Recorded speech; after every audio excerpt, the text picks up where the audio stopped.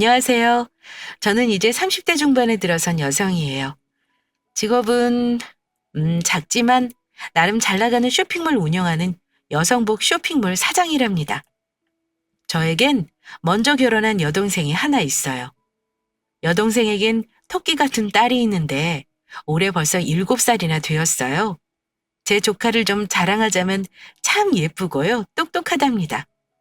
얼마나 똑똑하고 영민한지 가끔 절 깜짝깜짝 놀래킬 때가 있을 만큼요. 사실 제 눈에만 그래 보일 수 있긴 해요. 왜냐하면 제가 그 흔하다는 조카 바보거든요. 근데 요즘 아이들 참 빠르다더니 정말 우리 효민이를 보면 그 말 실감해요. 얼마 전에 인형을 잔뜩 사들고 여동생 집에 놀러 갔을 때 일이었어요. 효민이가 제 다리 사이에 쏙 앉더니 동그란 눈으로 그러더라고요. 이모, 우리 엄마랑 아빠는 첫사랑이래. 첫사랑끼리 결혼하는 거 엄청 힘든 일이야. 또랑또랑한 목소리로 첫사랑에 대해 이야기하길래 저는 깜짝 놀라서 물었죠. 우와, 효민이가 그걸 어떻게 알아?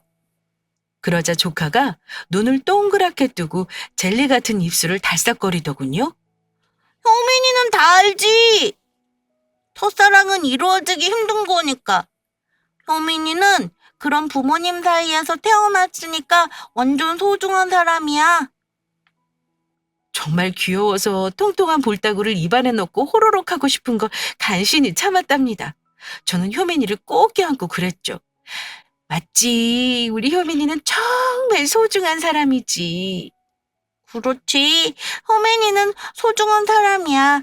근데 이모, 응? 그럼 이모도 엄마 아빠처럼 첫사랑 있어? 첫사랑.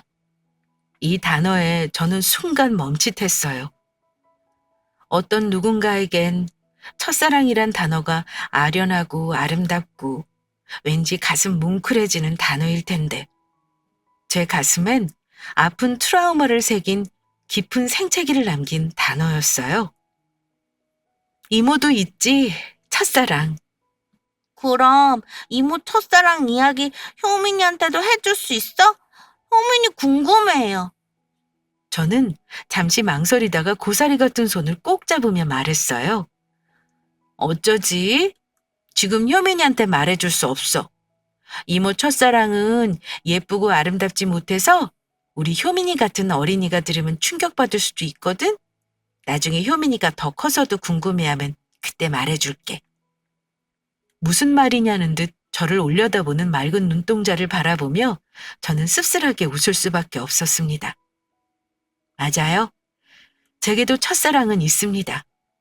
인정하고 싶진 않지만 제 순정을 바치고 돈도 바치고 처참하게 버려졌던 정말 추악하기 그지없고 지질하고 더럽기 한이 없는 그 인간이 바로 제 첫사랑이에요.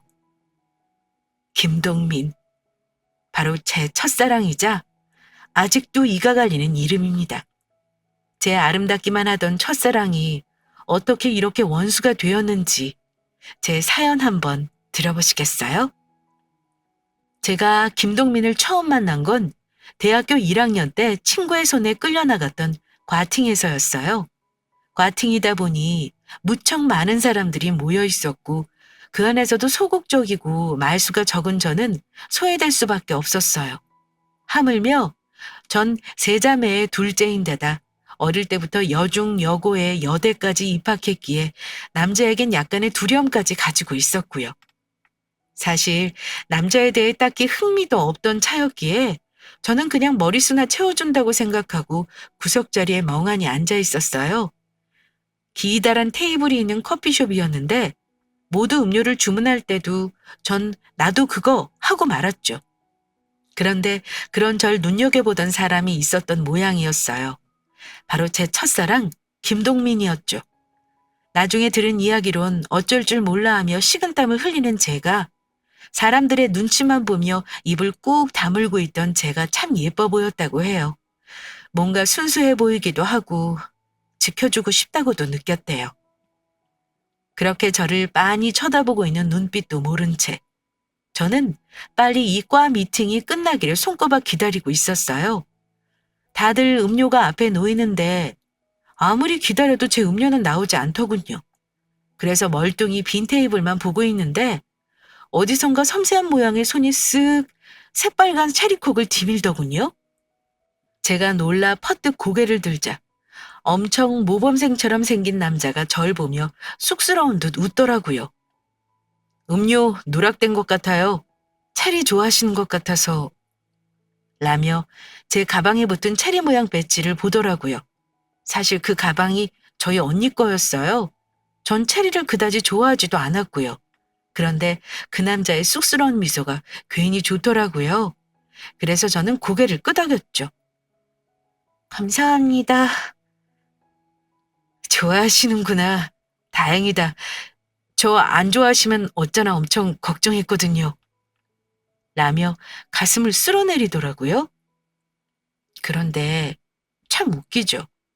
남자에겐 관심도 없었고 딱히 연애를 해보고 싶다는 생각도 없던 제 눈에 그 남자만 보인 걸 보면요. 그런데 그 남자도 다르지 않은 눈치였어요. 그렇게 저희는 자연스럽게 번호를 교환하게 되었고 서로 연락을 주고받았어요. 이름은 김동민. 저보다 한 살 많은 오빠였고 근처 학교 행정학과였어요. 재수를 해 저와는 같은 학년이었고요. 연애, 그거 처음 경험해보니 참 요물이더군요. 통화로 마감하는 매일 밤이 설레고 서로의 안부를 물으며 시작하는 매일 아침이 들뜨더군요.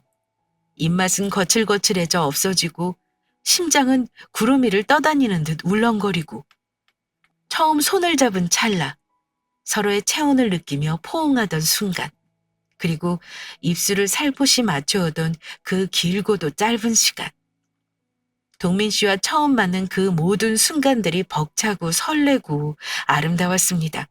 평생 잊히지 않을 것 같은 두근거림의 날들이었죠. 이게 첫사랑이구나 라고 생각할 만큼 그리고 석 달이란 짧은 연애 끝에 2년 2개월이란 긴 기다림을 감내할 정도로요. 맞아요. 동민 씨는 석 달 후 군대에 가게 되었어요. 다행히 파주 어디에 있는 군대가 전방이었지만 그나마 가까웠어요. 지금 생각해보면 전 참 지극정성의 순해 보인 인간으로 태어났나 봐요. 매주 그 거리에 음식을 싸들고 면회를 갔으니까요. 편지나 전화로 먹고 싶다는 음식이 있으면 엄마에게 부탁하거나 용돈을 모아서 사서 면회를 갔죠. 부대에 김동민 이병 여자친구가 심사임당이라는 소문이 돌 정도였으니 참 대단했던 것도 같아요. 지금 생각하면 어떻게 그렇게 했나 싶을 지경으로 참도 정성을 다했네요. 거참, 그놈의 첫사랑 참 대단하긴 합니다. 어쨌든 그렇게 동민 씨는 만기 전역했고 학교로 복학했죠. 그때도 얼마나 기뻤는지 동민 씨도 정말 고맙게 생각하는 듯 했어요. 남자친구는 마중 나간 제 머리 위에 모자를 씌워주며 그랬어요. 다들 여자친구 연락 안 되고 고무신 거꾸로 신어서 타령하고 싶다고 할 때 여전히 넌 늘 내 곁에 있어줬지. 고마워. 정말 내가 잘할게. 너 때문에 힘든 군 생활 너무 잘 버틴 것 같아. 손등으로 눈을 비비며 그렇게 말하는 까까머리 남자친구가 어찌나 사랑스럽던지요. 저라고 안 힘들었을까요? 늘 쌓이는 콜렉트콜 요금에 왔다 갔다 차비에 가끔 대시해오는 남자들, 동민 씨의 힘들다는 칭얼거림. 모든 걸 다 이겨낸 저의 마음을 알아준 이 남자가 너무도 고맙고 소중하게 느껴졌습니다. 아니야, 동민 씨도 잘 버텨줘서 고마워. 내가 진짜 잘할게, 여진아. 나 정말 성공해서 너 세상에서 가장 행복한 여자로 만들어줄 거야, 진심이야. 좋아, 기대할게. 전 동민 씨의 진심을 고스란히 받아들였어요. 그렇게 제 마음은 또 그득한 사랑으로 벅차올랐죠. 동민 씨는 곧 복학 대신 공무원 시험을 준비했어요. 갑자기 공무원 시험은 왜? 대학에서 시간 주게느니 바로 공부해서 시험 합격하는 게 더 좋을 것 같아. 얼른 너 데려오려면 이 방법이 제일 빠를 것 같아서. 동민 씨. 저는 감동해서 눈물까지 글썽였어요. 전 사실 대학은 졸업하는 게 좋다는 쪽이었지만 저와 결혼하기 위해 미래를 준비하겠다는 남자를 말릴 순 없었어요. 그렇게 동민 씨는 곧장 5급 공무원 시험 준비에 들어갔어요. 본가가 지방에 있는 동민 씨는 학교 근처 작은 원룸을 빼 노량진 고시촌으로 들어갔어요. 학원과 가까운 곳에 있으면 이동 시간을 줄일 수 있다는 점에서였죠.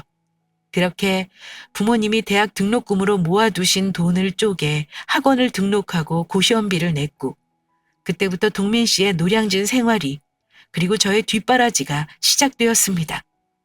처음 반년은 문제없이 흘러갔어요. 동민 씨는 착실하게 공부에 임했고, 저와 없는 시간을 쪼개 밥을 먹었죠. 제가 시험 기간일 땐 함께 독서실에 가서 공부도 했고요. 제가 싸온 도시락을 나눠 먹으면서 키득거리기도 했어요. 자주 보지 못하고 흔한 데이트도 잘하지 못했지만 전 행복했어요. 추리닝의 안경바람에 슬리퍼를 질질 끄고 나오는 동민 씨에게도 불만은 없었죠. 그냥 함께 있을 수만 있다면 그걸로도 참 행복했습니다.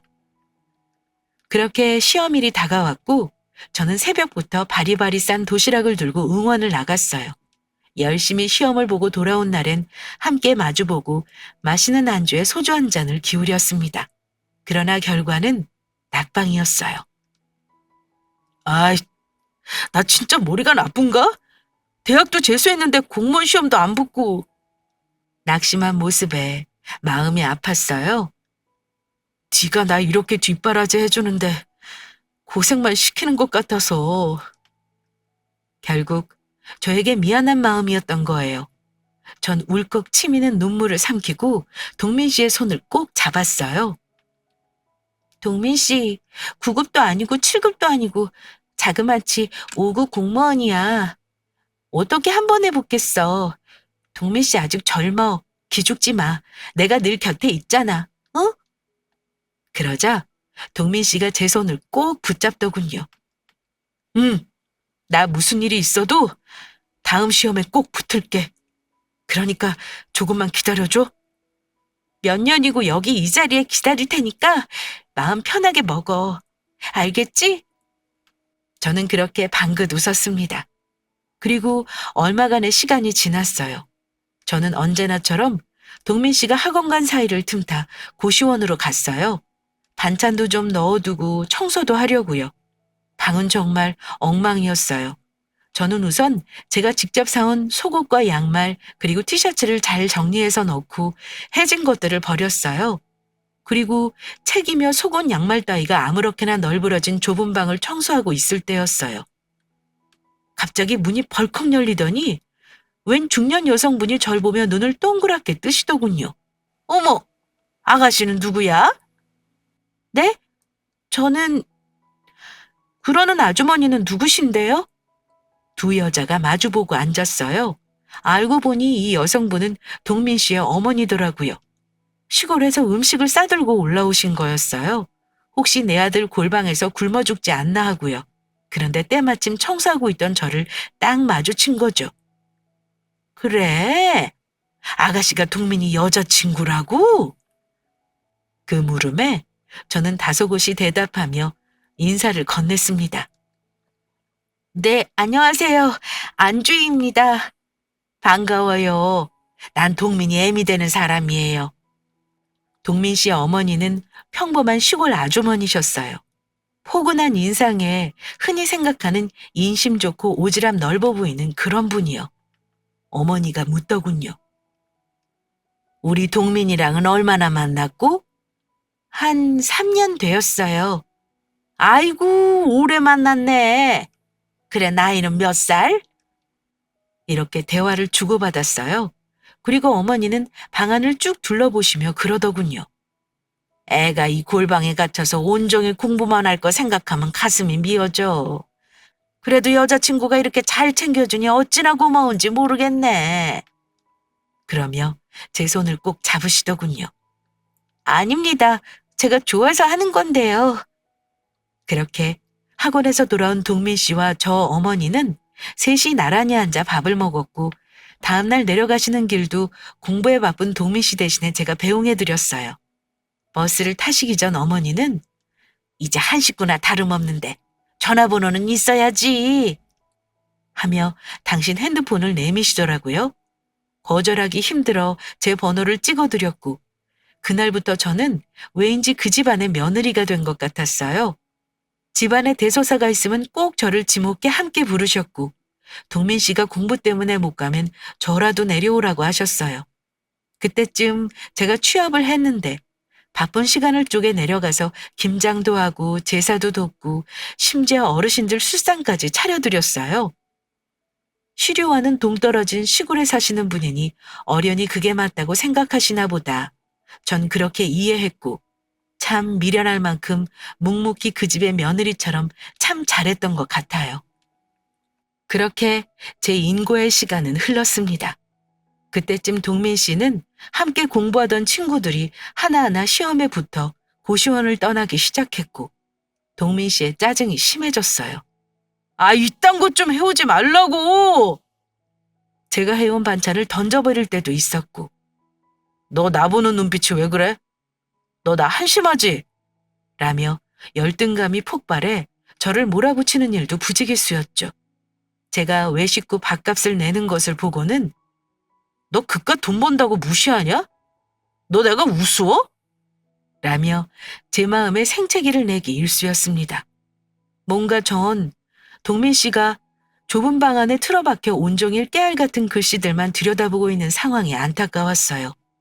동민 씨는 계속해서 떨어지는 시험에 지쳐가고 있었고 저는 그럴 때마다 동민 씨에게 힘이 되어주기 위해 안간힘을 쓰며 그를 위로했어요. 동민 씨, 지금 이 시기만 잘 넘기면 잘 될 거야. 응? 이 좁은 방구석에 있으니까 내가 미쳐가는 것 같다. 미안해, 주희야. 동민 씨도 내게 미안했던지 눈물을 뚝뚝 떨어뜨리며 괴로워하더라고요. 이 방이 조금씩 좁아지는 기분이야. 자꾸만 날 옥죄어 오는 것 같고. 저는 이대로는 안 되겠다 싶었어요. 그 길로 방을 알아보러 다녀요. 제 수중에 큰돈이 있는 게 아니니 보증금 500에 50 정도 되는 원룸을 찾았어요. 부엌도 분리되어 있고 방도 꽤 넓고 무엇보다 창이 컸죠. 저는 없는 돈을 털어 좋은 침대를 사고 좋은 책상을 사서 집을 꾸몄어요. 그곳에서 편하게 공부할 동민 씨를 생각하면 비어가는 통장 잔고도 아깝지 않았어요. 저는 동민 씨 생일에 맞춰 집을 정리했고 동민 씨의 학원이 끝나길 기다렸다가 집으로 데려왔죠. 아니, 어딜 가는 거야? 시험이 코앞이구만. 잔말 말고 얼른 와보라니까. 어? 콩깍지가 뭔지 툴툴거리면서도 궁금은 했는지 제 손에 이끌려 쫄래쫄래 쫓아오는 모습도 참 귀여웠어요. 그렇게 저는 원룸 건물 앞에 도착했고 동민 씨의 눈을 가렸어요. 자, 이제 서프라이즈 파티가 있으니까 기대해. 그렇게 더듬더듬 계단을 올라가 3층 문을 열었죠. 짜잔!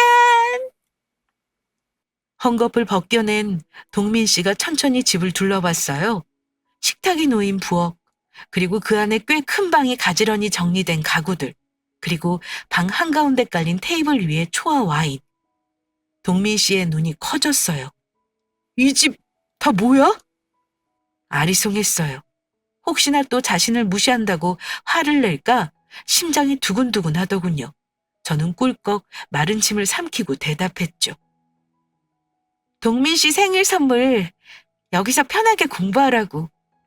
그러자 동민 씨의 얼굴이 와락 구겨졌어요. 그러고는 저를 잡아당겨 품에 꼭 안더군요. 주희야, 고마워. 넌 정말 천사야. 정말 너무 고마워. 제 어깨가 축축하게 젖어가는 듯도 했어요. 저는 동민 씨를 그렇게 세게 안고 한동안 그의 눈물을 받아주었습니다. 이사 후 동민 씨는 정말 더 열심히 했어요. 뭔가 맹해졌던 눈동자가 의지에 불탔고 실제로 정말 뭔가 되겠구나 싶은 생각이 들 정도로 모의고사 성적도 좋았고요. 그리고 주희야, 나 합격했어, 합격! 이라는 전화를 받게 됩니다. 뭐? 저도 모르게 회사에서 소리를 질러버렸고 급히 입을 틀어막고 기쁨을 삼켰죠. 동민 씨, 난 자기가 될 줄 알았어. 다 네 덕분이야. 이제 너 고생 끝이야. 사실 5급이더라도 공무원 호봉 얼마나 돼서 절 호강시켜주겠어요? 전 이미 그때 마케팅 쪽 회사를 다니며 꽤 높은 연봉을 받고 있었거든요. 하지만 기뻤어요. 어쨌든 절 호강시켜주겠다고 시작한 동민 씨의 공부가 좋은 결과를 끝을 맺었고, 이제 정말 제가 사랑하던 남자 자신감 넘치던 김동민을 만날 수 있겠다는 생각에 제 가슴은 설렘으로 부풀어 올랐죠. 그렇게 합격을 하고 저는 5년간 하지 못했던 데이트도 실컷 하고 영화도 보고 둘만의 오붓한 시간도 가질 생각에 들떴어요. 동민 씨, 오늘 저녁에, 오늘 저녁? 나 오늘 저녁엔 동기들이랑 술 약속 있는데 합격했다니까 술 사라고 난리야. 아, 알았어. 그래, 술 조금만 마시고. 응, 연락할게. 제 바람과 달리 동민 씨는 참 바빴어요. 그동안 공부하느라 하지 못했던 속상했던 것들이 저와의 데이트가 아니라 친구들을 만나 술을 마시고 수다를 떠는 것이었구나 생각하니 마음이 씁쓸하더군요. 하지만 한편으론 이해했어요. 한참 놀고 싶은 나이에 그렇게 틀어박혀 공부만 했으니 얼마나 힘들었겠어요. 그렇게 이해하며 넘어가기를 몇 날 며칠이 되어갔죠. 그날은 주말이었어요. 일부러 텅텅 비워놓았던 스케줄은 동민 씨가 갑작스럽게 잡혔다는 술 약속으로 취소가 되어버렸어요. 할 일도 없고 심심하기도 하고 오랜만에 원룸 청소나 해주러 갈까 하며 짐을 챙겨 집을 나섰어요. 가는 길에 동민 씨가 좋아하는 과일도 한아름 샀죠. 이건 합격하기 전보다 더 힘드네. 휴 신세 한탄을 하며 현관문 비밀번호를 눌렀어요. 띠띠띠띠. 그런데 문이 열리는 소리 대신 비밀번호가 틀렸다는 경고음이 들려오더군요. 몇 번을 연거푸 해보아도 마찬가지였어요. 비밀번호를 바꾼 건가? 그럴 리 없는데. 저는 곧장 동민 씨에게 전화를 걸었지만 받지도 않았어요. 저는 어쩔 수 없이 그 자리에 앉았어요. 짐도 무거웠고 집으로 돌아가기에도 애매한 시간이었거든요. 그렇게 앉아 핸드폰도 하고 멍하게 생각도 했다가 건물 밖으로 나 있는 창문에 기대 턱을 괴고 하늘을 보고 있었어요. 괜한 불안함이 밀려들더군요. 혹시나 동민 씨가 내가 시시해졌을까? 권태기인가? 이런저런 생각을 하며 하늘을 보고 있다 무심코 내려다본 아래엔 엉겨붙은 두 남녀가 격렬한 키스를 나누고 있더군요. 아, 나도 저렇게 뜨거울 때가 있었는데. 쩝 헛웃음을 내쉬며 돌리던 시선에 가시처럼 걸리는 무언가가 있었어요. 남자가 입고 있는 니트는 제가 동민 씨에게 선물했던 것과 같은 디자인이었어요. 가만히 내려다보니 뒤통수가 낯익더군요. 키와 덩치까지 하나같이 모두 동민 씨와 같은 거예요. 그때였어요. 들러붙어 있던 두 사람의 얼굴이 천천히 떨어졌어요. 믿고 싶지 않았지만 1층에서 열렬한 키스를 나누던 남자는 바로 제 남자친구인 동민 씨였습니다. 저는 너무 놀라 비명이 삐져나오는 입을 허겁지겁 틀어 막았습니다. 그리고 간절히 빌었어요. 제발, 제발 여긴 오지 마. 내가 선물한 이 집엔 그 여자를 들이지 마. 하지만 그 말은 곧 현실이 되어버렸습니다. 두 손을 꼭 잡은 남녀가 건물 안으로 들어서더군요. 저는 본능적으로 숨을 곳을 피해 황급히 고개를 두리번거렸습니다. 하지만 워낙 좁은 원룸 건물, 내 집이 디귿자로 마주보는 형태로 문이 나 있는 곳에 숨을 곳이 있을 리 없었죠. 저벅저벅, 또각또각. 서서히 가까워지는 발소리를 들으며 저는 똑같이 계단을 밟아 올랐습니다. 반층쯤 올라갔을 때 저 때문에 켜졌던 4층 센서가 꺼짐과 동시에 3층 센서 등이 켜졌습니다. 여자는 한눈에 보기에도 고급스러운 옷을 입고 있었어요. 비싼 명품 브랜드의 작은 가방이 눈에 띄더군요. 저는 흐릿해진 눈으로 두 사람이 제가 직접 꾸민 집 문 앞에 서 있는 것을 지켜보고 있어야 했어요. 동민 씨가 비밀번호를 누르는데 등 뒤에서 기다리고 있던 여자가 그러더군요. 오빠, 비밀번호 바꿨어요? 어. 동민 씨는 조금 당황한 눈치로 대답하더군요. 그러자 여자가 물었어요. 왜요, 갑자기? 스토커가 있어서. 스토커? 그 말에 헛웃음이 나오는 걸 간신히 참았어요. 스토커라니. 내가 5년 동안 시험 뒷바라지를 하고 자기 집에 며느리처럼 들락거리며 잡일을 했던 내가 스토커라니. 정말 믿을 수 없는 현실에 기가 막히고 눈물이 왈칵 흐르더군요. 세상이 무서워라. 그런데 뭐 오빠 집 이사할 거니깐요. 사실 이 집 너무 후져요. 그래도 5급 공무원인데 좋은 집으로 이사해야죠. 하며 동민 씨의 발에 매달리더군요. 이사라니. 처음 듣는 이야기였어요. 그런데 그 순간이었어요. 잠시만 비켜주세요.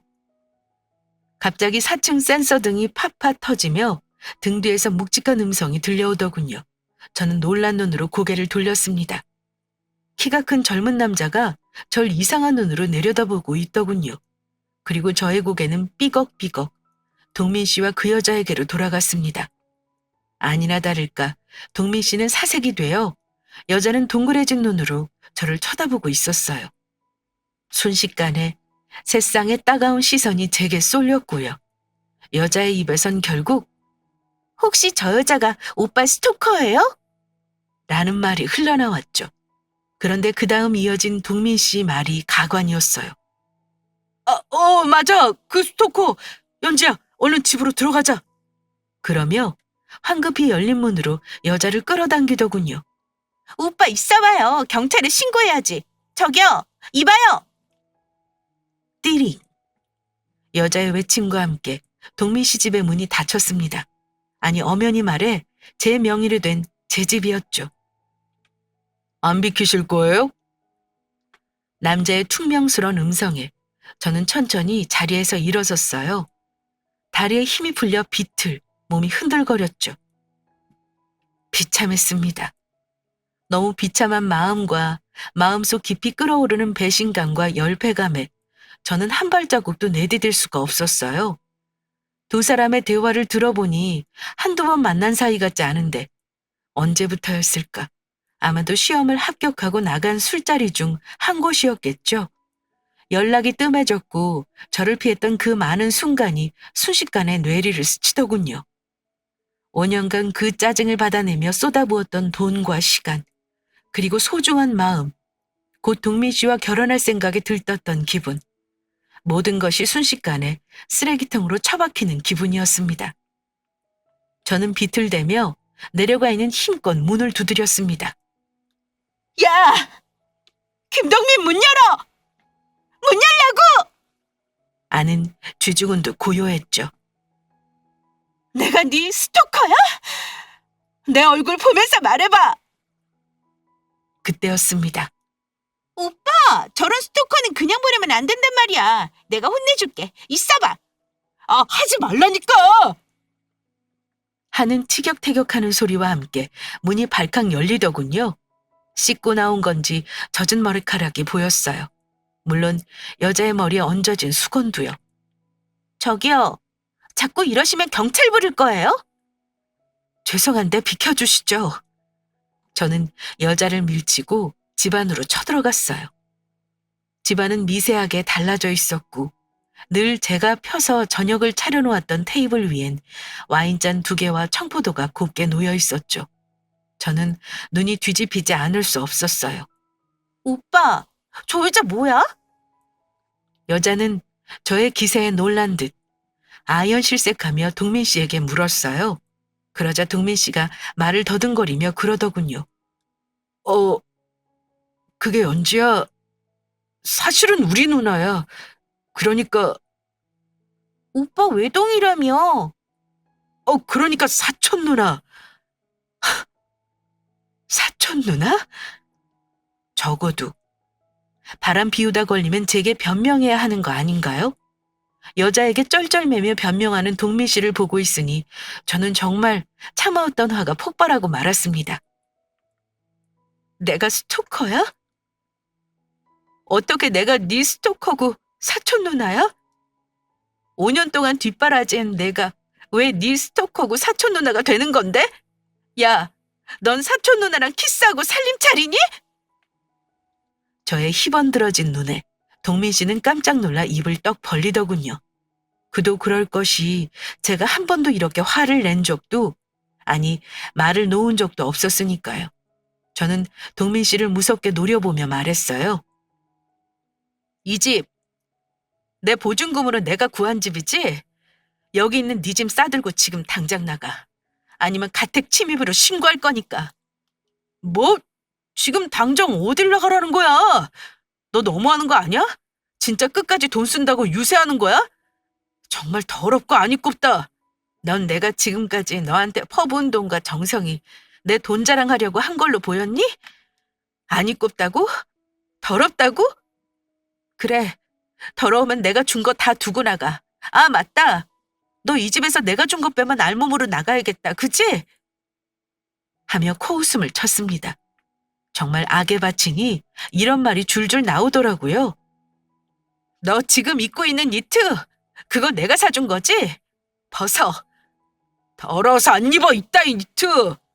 하더니 훌렁 벗어서 땅에 내팽개치더군요. 그 안에 입고 있는 셔츠도 내가 사준 거네. 아, 그러고 보니 바지도, 설마 바지 안에 팬트까지 다 내가 사준 거니?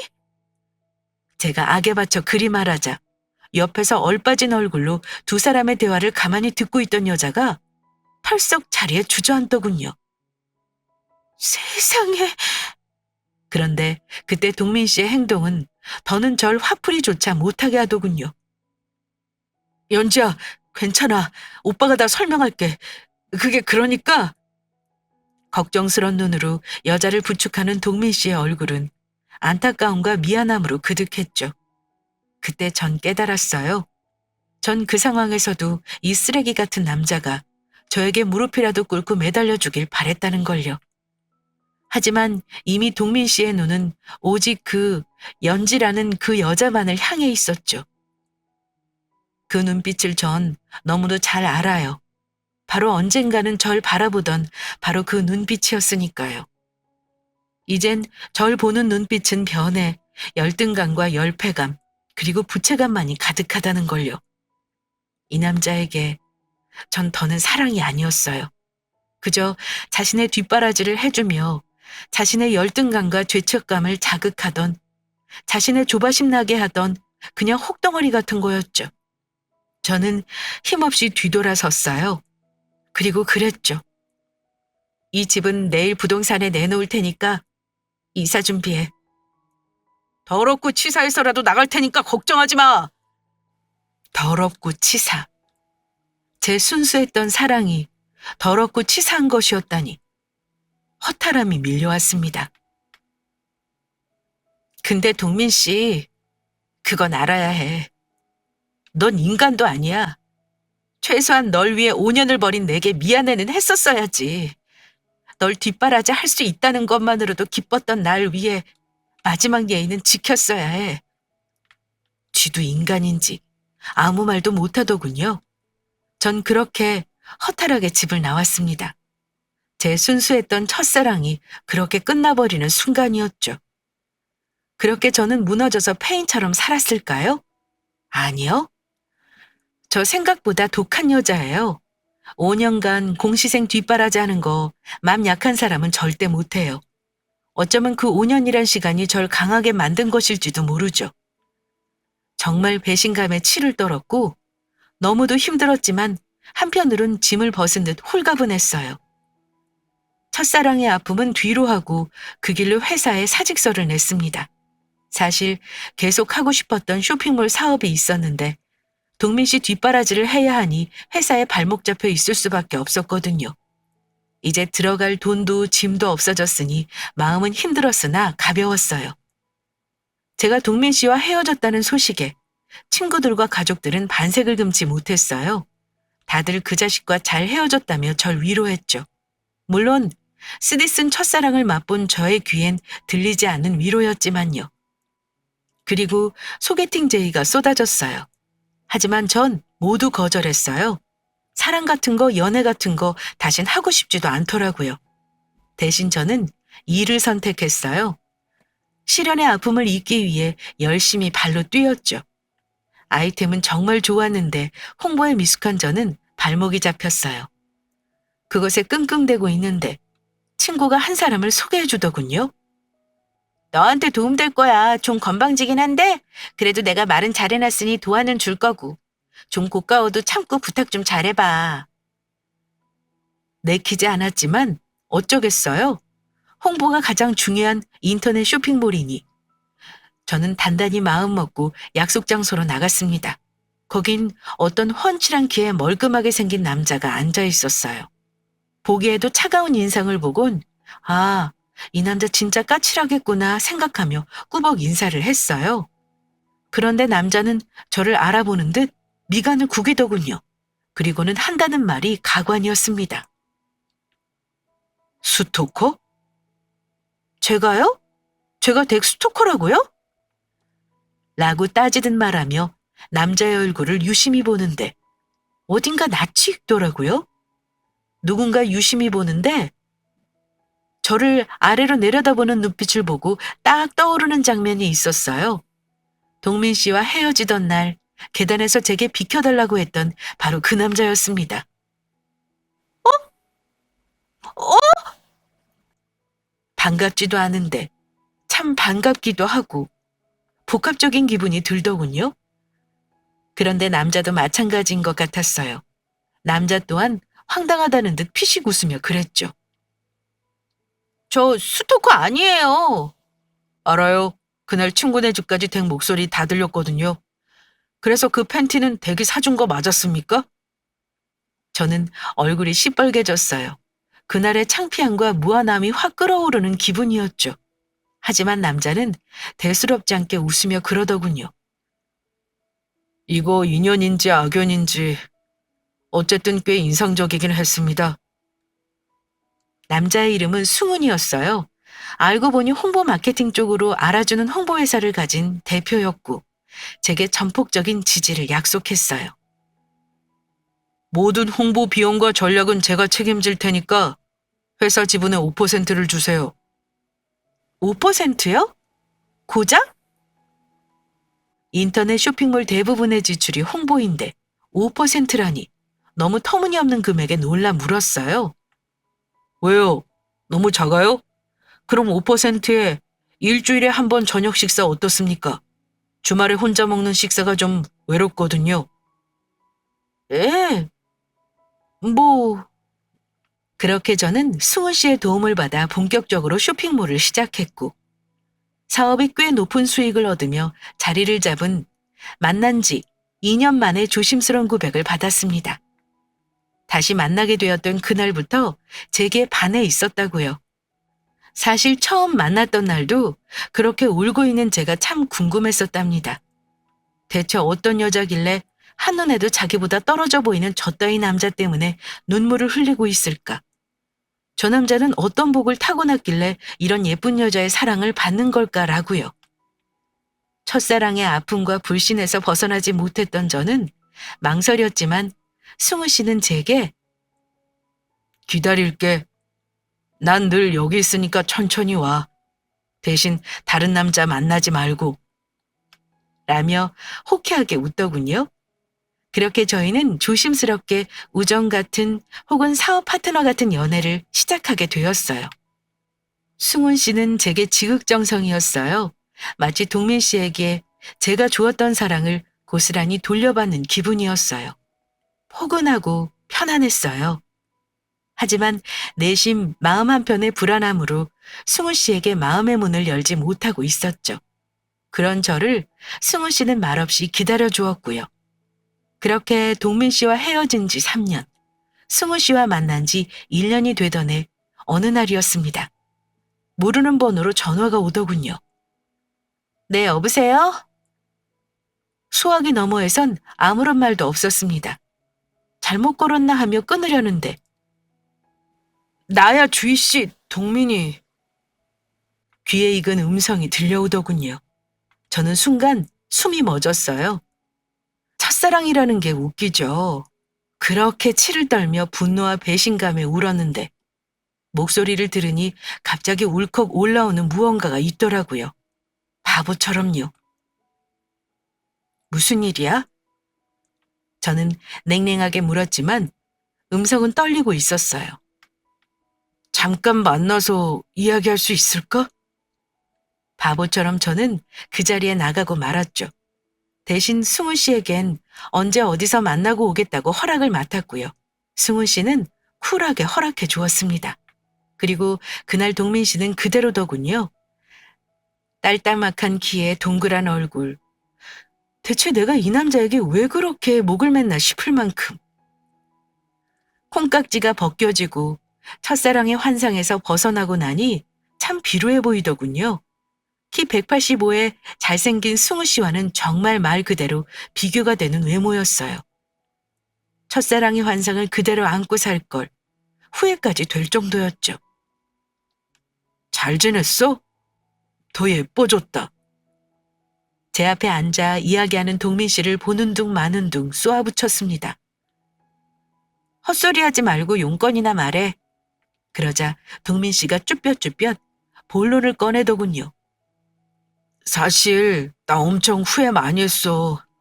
엄마한테도 엄청 혼 많이 났어. 그동안 누굴 만나도 역시 너만한 여자는 없더라. 내가 왜 그런 병신 같은 짓을 했는지 자꾸만 후회가 되고. 3년간 한 번도 편하게 잠든 적이 없다며 제게 머리를 조아리는 동민 씨의 뒤통수를 보며 코웃음을 쳤죠.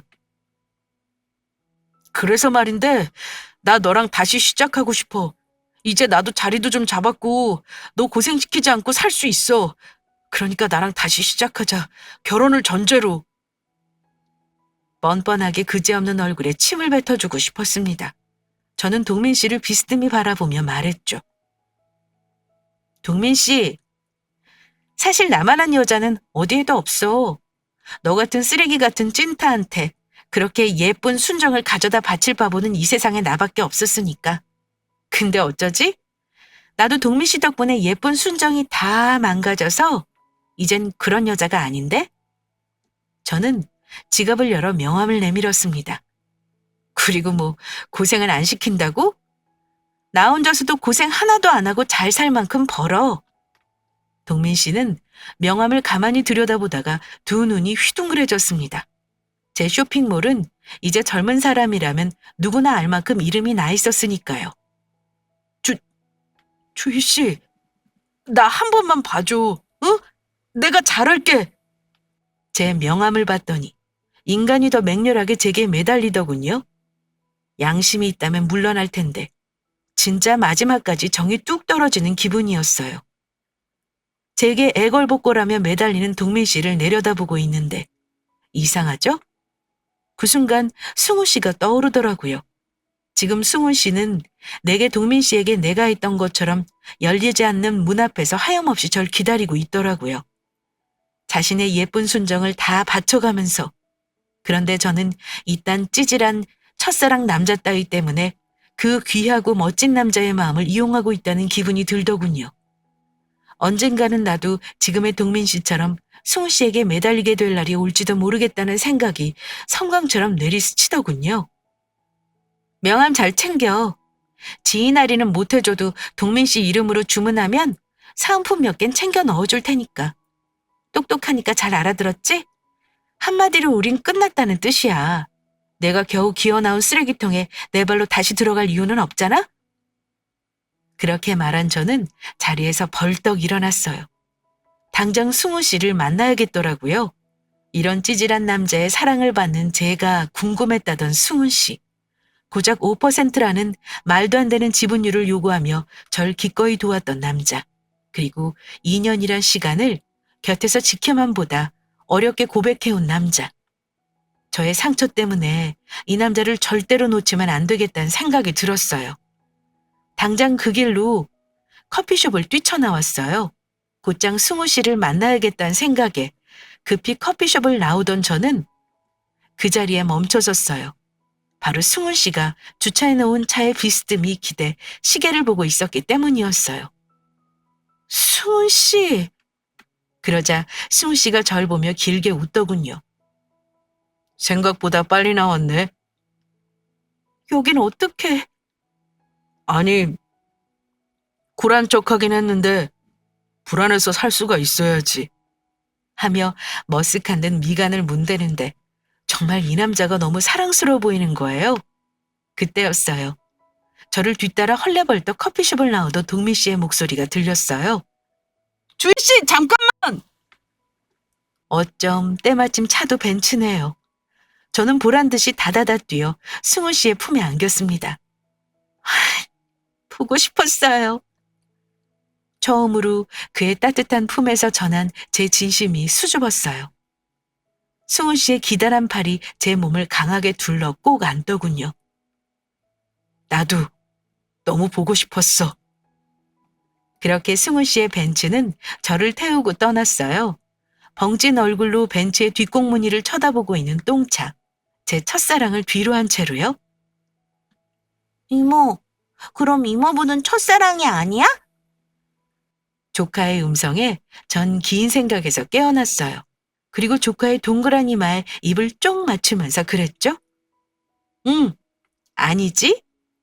그럼 이모부한텐 비밀로 해? 쉿!